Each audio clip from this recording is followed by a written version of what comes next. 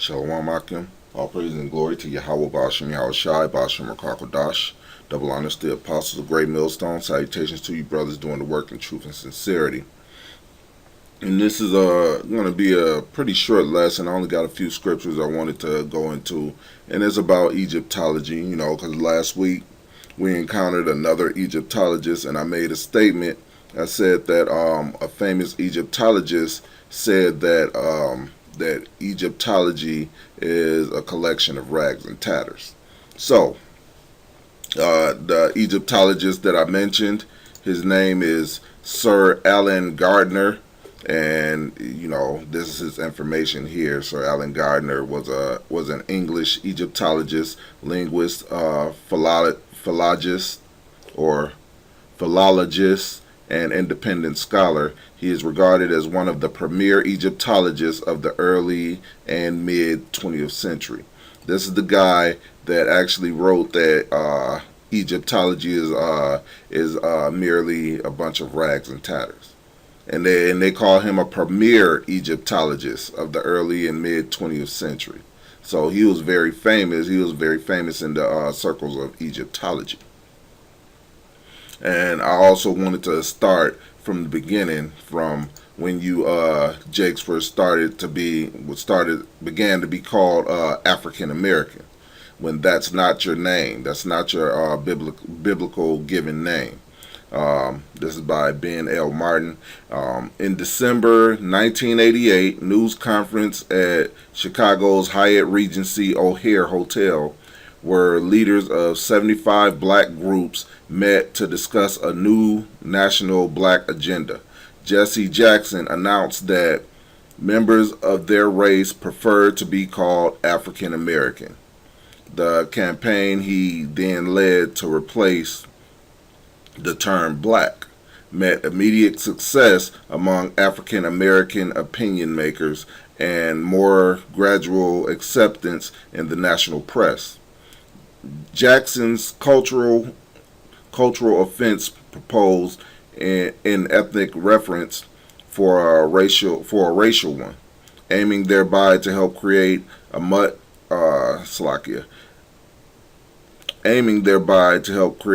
as much as express a sense of ethnic identity among black Americans. It recalled the successful imposition of black over Negro 20 years earlier and renewed other themes of black power movement in the 1960s. Names can be more than tags. They can convey power imagery, so naming, proposing, imposing, and accepting names can be a political exercise, and that's exactly what that was, a political exercise to call you African American so you can identify with the continent that Esau calls Africa and identify with those people. But those are not your people, and that's not you. That's for all you Israelites out there. You, whether it be Negroes, Indians, or Latins, you're not African. And the call for blacks to be called African Americans was for more than a manner of speaking. To be called African Americans has cultural integrity, Jackson said. It puts us in a proper historical context. No, it doesn't. That's not our proper historical context. Jesse Jackson, of course, you knew he's part of the Boule, the secret society that helped his own brother get murdered, which is Martin Lucifer King, which he wasn't no better. However, how would you trust a man that would help somebody kill his own brother, man? But anyway, it said put in our proper historical context. That's not our proper historical context because we're not African. The continent was named by Esau's first name, the continent of Canaan, or the continent of Ham. Well, no, it was named the continent of Canaan. So we're not the name of that continent, nor are we related to those people by nationality. Ham is a whole different nation from us. Canaan is a whole different nation. Whether it's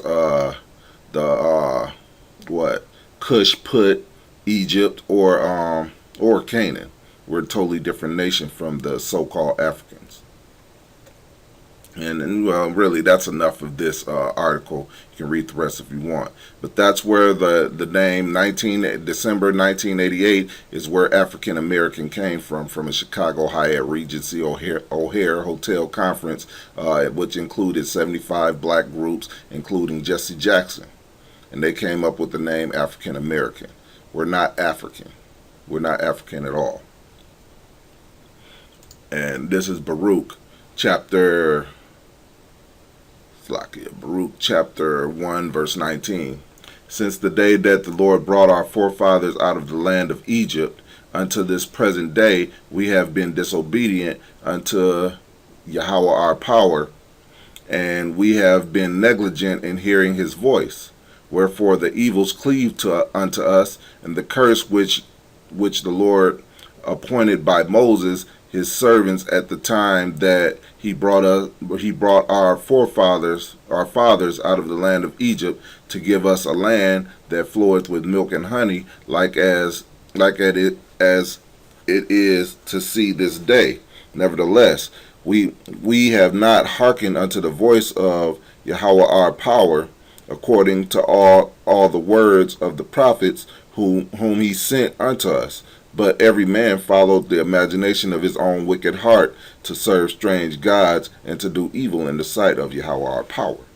And that's true to this day, just like the scriptures say. You know, the Lord brought us out of Egypt, and our people are still following this Egyptology nonsense. Like I say, they call themselves African American. We're not African American. If you want to call yourself anything American, you're an Israelite American from your respective tribe. That's who we really are. We are the children of Israel from our respective tribes. And Yahweh, Ba'ashem Yahweh Shai, our power, and his son, Yahweh being the Most High, and Yahweh Shai being the one the world ignorantly calls Jesus Christ. His name is Yahweh Shai, and yes, he would be considered a so-called black man, a dark-skinned man. So, he sent his prophets, which we believe we are the prophets, to tell his people, the children of Israel, who we really are, and to come back to him, you know. So this is what we're doing, and we're proving it through various facts.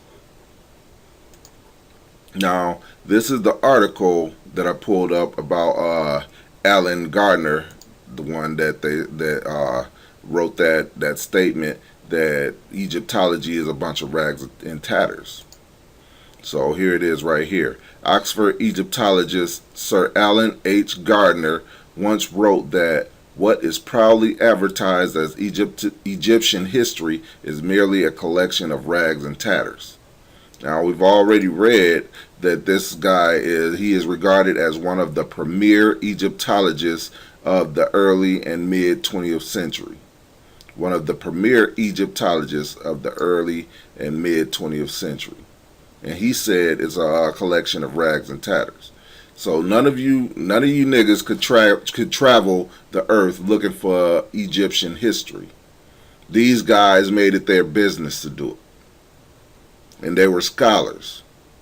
And all what they did during their life is just study the bones of so-called Africans, Egyptians.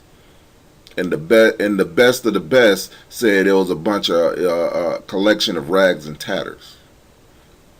And if you don't believe me, then I'll have an Edomite say it for you. One thing to notice when you're looking at Egyptian history is that you go to different books, different scholars, and the picture is not always the same. And here's one scholar that makes a very good point here. Here's a statement from a very well-known Egyptologist, Sir Alan Gardner.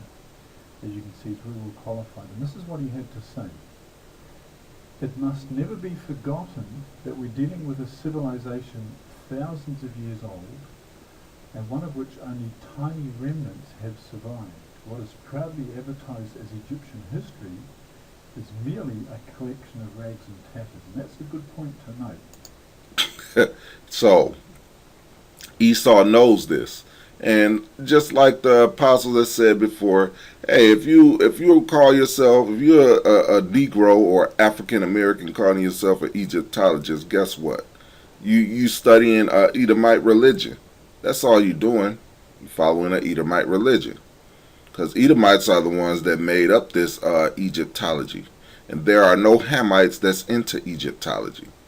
Why is there no Hamites into Egyptology when the original Egyptians were Hamites, the Sudanese to be exact, and they're not into Egyptology. But you Jakes, man, y'all just follow whatever comes out of your wicked heart, whatever Esau says. A matter of fact, that's why y'all don't got no problem being African Americans named after Jesse Jackson. You know, this is Baruch chapter 4 verse 6. Ye were sold to the nations not for your destruction, but because ye moved the Most High to wrath, ye were delivered unto the enemies. For ye provoked him that made you by sacrificing unto devils and not to the Most High. Ye have forgotten the everlasting power that brought you up, and ye have grieved Jerusalem that nursed you. I'm going to jump down to 21. Baruch 4 and 21. Be of good cheer, O my children, cry unto the Lord, and he will deliver you from the power of the hand of the enemies. For my hope is in the everlasting, that he will save you, and joy is come unto me from the Holy One, because of the mercy which shall soon come unto you from the everlasting our Savior. For I sent you out with mourning and weeping, but the Most High will give you to me again with joy and gladness. Jumping down to about the 30th verse. Take a good heart, O Jerusalem, for he that gave thee that name will comfort thee. Miserable are they that afflict thee, and rejoice at thy fall. Miserable are the cities which thy children served. Miserable is she that received thy sons. For as she rejoiced in thy ruin, and was glad of thy fall, so shall she be grieved at her own desolation. And that's coming to our enemies. First Esau and the rest of the nations, man, because they rejoiced at our fall. You know. But the point is, we weren't put into slavery to serve these other gods indefinitely. We were put into slavery. We were brought to America as punishment, and you Jakes is still serving these other gods per your own wicked ass imagination, man. And what are we doing? We're telling you to come out of that garbage, man, and come back to Yahweh Ba'ashem Yahweh Shai, man. This is Deuteronomy chapter 7, verse 18. Thou shalt not be afraid of them, but shall well remember what Yahweh thy power did unto Pharaoh and unto all Egypt. If you don't know, go to Exodus and read the whole book of Exodus. You know, it really starts with the plagues. Well, it starts in around Exodus, maybe the 5th or 6th chapter. But actually, just read the whole book of Exodus, and it'll give you, you know, the rundown of what the Lord did to the Egyptians. Exodus 1 all the way to about 10 or 11, no, about 12, something like that. And that'll give you the rundown of what the Lord did to the Egyptians, man. And he totally destroyed them. That they did not rise again. Yet you Israelites want to be called Egyptians, man. And they're nobodies. When the Lord then sent us, his prophets, you know, the prophets last out there to tell you that you are the children of Israel. You are his people. Yet you want to reject that. That's why 2/3 of our people is going to be destroyed. And I don't feel no sorrow for them. I mean, watching one of the other brothers, I believe it was the brother GMS Hawaii, Yahawada, he made a video where you got this nigga basically saying he out there getting money and he's a fag. Talking about living his truth. No, man, you just living a lie. And you know, the video, seeing this nigga talk all that, it just pissed me off. Like, dude, you a fucking faggot. And you got the nerve to be proud like that, man. So 2/3 of Jake gotta go, man. Y'all think like this, then you gotta die. And this is basically When the brothers come out with videos like this is just warning you that the Lord is going to destroy you if you don't come back to Him. You know. And why would you want to believe in anything else anyway? This is the best news that you could hear, being a so-called Negro, Indian, or Latino, man. And the confusion of faces around the globe that have that hope, you know, that's going through these curses but have that hope, man. This is Judges chapter 2, verse 12. And they forsook Yahweh their power. It's Lakia. And they forsook Yahweh power of their fathers, which brought them out of the land of Egypt, and followed other gods, of the gods of the people that round about them, and bowed themselves unto them, and provoked the Most High to anger. They forsook Yahweh and served Baal and Ashtaroth, and the anger of Yahweh was hot against Israel, and he delivered them into the hands of spoilers that spoiled them, and he sold them into the hands of their enemies round about, so that they could not any longer stand before their enemies. Whithersoever they went out, the hand of the Lord was against them for evil, as Yahweh had said, and as Yahweh had sworn unto them, and they were greatly distressed. Nevertheless, the Most High Yahweh raised up judges, which delivered them out of the hand of those that spoiled them. And in this time, you know, the Lord basically put us in a harsh punishment this time. But now He sent His prophets again. We're back out there. We preaching the downfall of this place. We telling you who you are and to come back to Yahweh Ba'ashem Yahweh Shai. You know who Yahweh is now, which is the name of the Most High. And you know who Yahweh Shai is now, which is the name of His Son. The one the world ignorantly calls Jesus Christ, which He looks like a so-called black man. You know, so I got one more scripture I want to bring out, and this is Kings chapter 9 verse 5. Then I will establish the throne of thy kingdom upon Israel forever, as I promised David thy father, saying, there shall not fail thee a man upon the throne of Israel. And that's coming, man. That's what's coming now. But I wanted to do this video because I made that statement last week about Alan Gardner, and now forgot his name. So now his name is Alan Gardner, and he's the one that said that Egyptology is what is proudly advertised as Egyptian history is merely a collection of rags and tatters.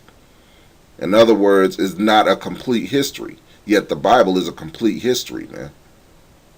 And all the books of the Bible, all the books that were written in the Bible are not even present in the Bible that we have, which is the 1611, the Old Testament, the Apocrypha, and the New Testament. And it's still a complete history. It gives you a complete overview of the history of the children of Israel and the prophecies. But, you know, that's my video. I hope you brothers was edified. Call halal Yahweh Ba'ashem Yahweh Shai Ba'ashem Akakodash. Double honors to the apostles of Great Millstone, and salutation to you brothers doing the work in truth and sincerity. Until the next video, Shalom.